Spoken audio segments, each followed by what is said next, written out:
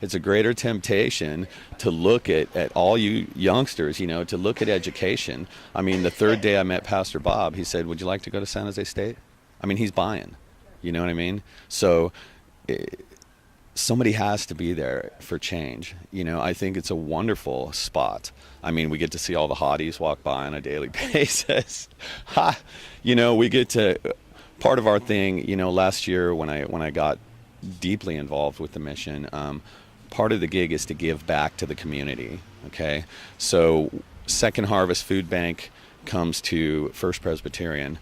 Our people go over and volunteer to feed the elderly at Town Park Towers. We do a brown bag program every Thursday morning, and the guys come back with a van, and I end up with 20 bags of groceries, So the girls over here, the Hispanic families in there, the families over here, the guys around the corner, the mechanic, people over here with little kids, I'm able to give and help us give back to the community, which changed some of the dynamics here, because a lot of us have been used to taking, and once they started to give,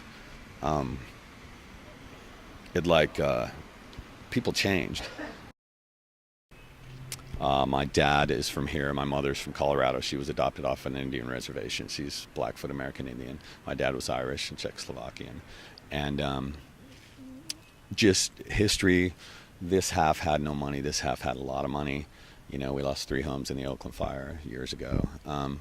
But my sister's godfather in Denver was chapter leader of the Hells Angels. So to be honest with you, I didn't stand a chance.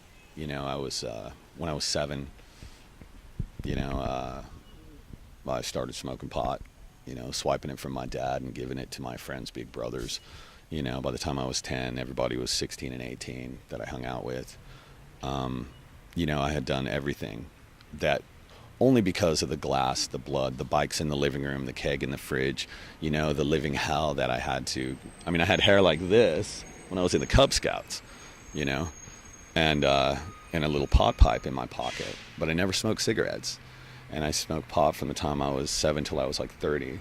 And by the time I was 10, I had eaten handfuls of pills. I mean, it didn't matter what it was. I mean, it was awful, because I needed to sedate and I needed to escape, my life, or life as I knew it, and then Dad's left. And of course I got to be the man of the house, which really, what I've learned over the years is that you lose that childhood. That's why I was probably upstairs watching cartoons when you guys know. But, I did anything I could to escape. And the bikers told me, stay away from these certain chemicals. And so I did. I did the naturals, everything but heroin. I'm allergic to morphine by the grace of God. But, it was a party thing. It was, enjoyment, having cool fun, eating acid and, whatever, at the beach and all these things. But, what I didn't know was, I don't know, God just blessed me, because I understand I'm relatively intelligent, and have a pretty good head on my shoulders. And I think that, today, having got involved, I can't tell you how many times I've been to prison, okay? Not from robbing people, not from drugs and that type of stuff, And we used to think it was cool to get felonies. Well, you know what? It's not today. My last little possession charge a few years ago, they offered me 11 years, and I'm a Christian. You know what I mean? I just have emotional issues. A girlfriend dumps me. Hey, I'm going to go out and sedate, So I had to learn that that isn't where it's at.